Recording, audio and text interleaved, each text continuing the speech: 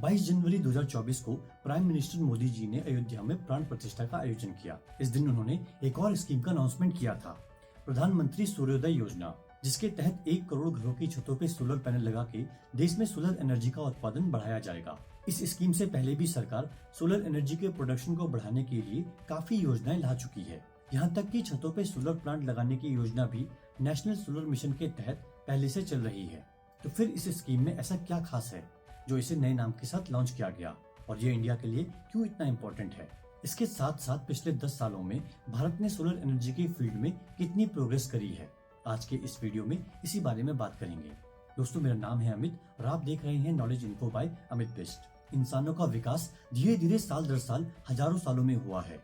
उसी रेशियो में बढ़ी है हमारी एनर्जी की डिमांड। लेकिन ये रेशियो तब बिगड़ गया जब इंडस्ट्रियलाइजेशन का दौर शुरू हुआ।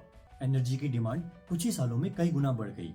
इस डिमांड को पूरा करने के लिए हमने फॉसिल फ्यूल को बेहिसाब तरीके से यूज किया। लेकिन फॉसिल फ्यूल के साथ दो सबसे बड़ी दिक्कतें हैं। पहली ये कि इससे जनरेट हुए पॉल्यूशन के कारण एनवायरनमेंट पे नेगेटिव इम्पैक्ट पड़ता है, और दूसरी प्रॉब्लम ये है कि ये लिमिटेड क्वांटिटी में अवेलेबल है। पॉल्यूशन की प्रॉब्लम को तो लोगों ने अब जाके कुछ हद तक सीरियसली लेना शुरू किया है, लेकिन ये सबके दिमाग में पहले से था कि फॉसिल फ्यूल जैसे पेट्रोल, डीजल, कोयला ये आने वाले सालों में धीरे धीरे कम होते जाएंगे। इसीलिए वैज्ञानिकों ने 19वीं शताब्दी से ही एनर्जी के वैकल्पिक सोर्सेस तलाशने शुरू कर दिए थे। और लकीली सूरज हमारे लिए एनर्जी का सबसे बड़ा सोर्स है, जो अरबों सालों से लगातार अर्थ को एनर्जी प्रोवाइड कर रहा है। रेफरेंस के लिए आपको बता दूं, जितनी एनर्जी सन से हमें एक दिन में मिलती है, वो इंसानों के साल भर के एनर्जी रिक्वायरमेंट से हजारों गुना ज्यादा है। इस एनर्जी को कलेक्ट करने के लिए दुनिया भर में कई कोशिशें की गई और इसके लिए सोलर पैनल डेवलप किए गए। सिलिकॉन के बने इन पैनल्स के जरिए हार्नेस की गई सोलर एनर्जी को इलेक्ट्रिसिटी में कन्वर्ट किया जाता है। कई सालों की रिसर्च के बाद अब सोलर पैनल्स काफी ड्यूरेबल क्वालिटी के बनने लगे हैं और कई सालों तक इस्तेमाल में लाए जा सकते हैं। ये तो था सोलर इलेक्ट्रिसिटी का बेसिक बैकग्राउंड। अब ये देखते हैं कि इसका इंडिया में कितना स्कोप है। नेचुरली इंडिया की जियोग्राफिकल लोकेशन ऐसी है कि अगर कुछ जगहों को छोड़ दिया जाए तो हमारे देश में ऑन एवरेज साल में 300 दिन धूप निकलती है, और एक साल में इंडिया सूरज से लगभग 5000 lakh crore kilowatt hours energy, या फिर आज की भाषा में 5000 trillion kilowatt hours energy receive करता है। ये इंडिया में मौजूद सारे फॉसिल फ्यूल रिजर्व्स के कंबाइंड पॉसिबल आउटकम से भी ज्यादा है। इस एनर्जी को इलेक्ट्रिसिटी में कन्वर्ट करने के लिए भारत सरकार ने पास्ट में भी कई स्कीम्स चलाई हैं, लेकिन 2010 के बाद से इस फील्ड में काफी प्रयास किए जा रहे हैं। इसके लिए 11 जनवरी 2010 को इंडिया में नेशनल सोलर मिशन शुरू किया गया, जिसका एम सोलर एनर्जी के प्रोडक्शन को बढ़ाना था। कई स्कीम्स जैसे जवाहरलाल नेहरू सोलर मिशन, प्रधानमंत्री किसान सुरक्षा एवं उत्थान महाभियान, solar park schemes, of grid solar applications और ग्रिड कनेक्टेड रूफटॉप जैसी सोलर स्कीम्स लाई गई। देश में कई जगह सोलर प्लांट्स ओपन किए गए और इसका नतीजा ये रहा कि जहां साल 2010 में India total 161 megawatt electricity solar energy से जनरेट कर रहा था, वहीं साल 2023 में ये बढ़कर 66,781 मेगावाट हो चुकी है। आज दुनिया का सबसे बड़ा सोलर प्लांट इंडिया में है। राजस्थान के जोधपुर डिस्ट्रिक्ट में बना भादला सोलर प्लांट इस समय दुनिया का सबसे बड़ा सोलर प्लांट है। 14,000 एकड़ में फैले इस प्लांट की कैपेसिटी 2245 मेगावाट है, जो कि 13 लाख घरों की इलेक्ट्रिसिटी नीड को पूरा करने के लिए काफी है। कर्नाटका के तुमकुर जिले में बने पावागढ़ सोलर पार्क की कैपेसिटी 2050 मेगावाट है और ये दुनिया का तीसरा सबसे बड़ा सोलर प्लांट है। यहाँ तक कि दुनिया के 15 सबसे बड़े सोलर प्लांट्स में से 5 इंडिया में हैं। 31 दिसंबर 2023 तक इंडिया का सोलर एनर्जी जनरेशन 73.32 गीगावाट था, लेकिन अभी भी ये इंडिया के टोटल इलेक्ट्रिसिटी जनरेशन का एक बहुत छोटा हिस्सा है। मिनिस्ट्री ऑफ पावर की वेबसाइट के डेटा के अनुसार मार्च 2023 तक इंडिया में अभी भी 56.8 इलेक्ट्रिसिटी फॉसिल फ्यूल को जला के बनाई जा रही है और सोलर एनर्जी का शेयर सिर्फ 16% के आसपास है। फॉसिल फ्यूल पे डिपेंडेंसी कम करने और दिन प्रतिदिन बढ़ती हुई एनर्जी की डिमांड को पूरा करने के लिए सरकार घरों की छतों पे छोटे छोटे सोलर प्लांट्स लगाने के लिए जनता को मोटिवेट कर रही है। 2014 में भी भारत सरकार ने 100 गीगावाट सोलर एनर्जी जनरेशन का टारगेट रखा था, जिसमें से 40 गीगावाट रूफटॉप यानी कि छतों पे लगने वाले सोलर प्लांट से जनरेट की जानी थी।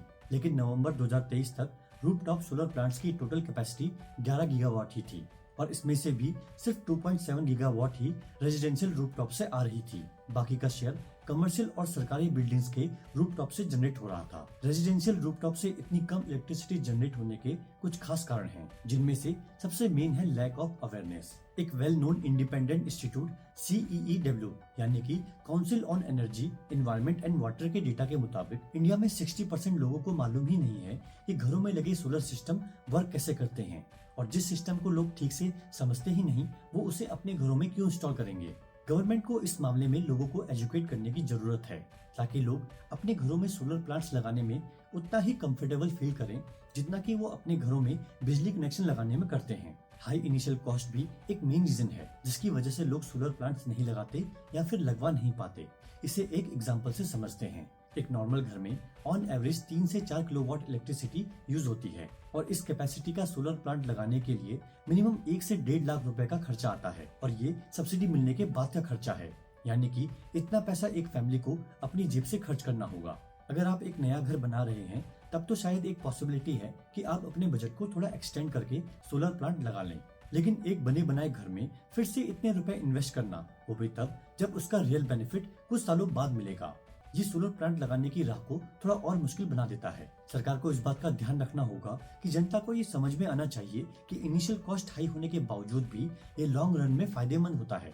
CEEW की रिपोर्ट के अनुसार थ्योरेटिकली इंडिया में 637 गीगावाट इलेक्ट्रिसिटी सिर्फ रेजिडेंशियल रूफटॉप से जनरेट की जा सकती है, जो हमारे देश की टोटल इलेक्ट्रिसिटी नीड का लगभग 3 गुना है। लेकिन प्रैक्टिकली देखा जाए तो ये सिर्फ 118 गीगावाट का ही पोटेंशियल रखती है। इसमें अगर हम हाई इनिशियल कॉस्ट का फैक्टर ऐड कर दें तो ये पोटेंशियल सिर्फ 11 गीगावाट का ही रह जाता है। इसीलिए सरकार प्रधानमंत्री सूर्योदय योजना लेके आई है, जिसका मेन फोकस सिर्फ रेजिडेंशियल रूफटॉप सोलर इंस्टॉलेशन पे किया जाएगा।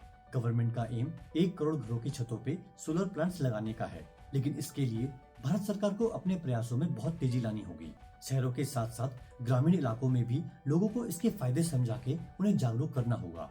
रूफटॉप सोलर प्लांट लगाने के लिए आसान शर्तों के साथ कम दरों पे बैंक से लोन की फैसिलिटी देनी होगी, जिससे जनता इन प्रोजेक्ट्स में और इंटरेस्ट ले सके।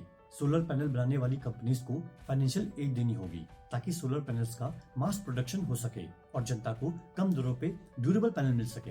ये कुछ सजेशन हैं जिनको फॉलो करके भारत सरकार जल्द से जल्द अपने टारगेट को पूरा कर पाएगी। तो दोस्तों, इसी के साथ मैं इस वीडियो को एंड करता हूँ। आई होप ये आपको पसंद आया होगा। अब आपसे मुलाकात होगी नेक्स्ट वीडियो में।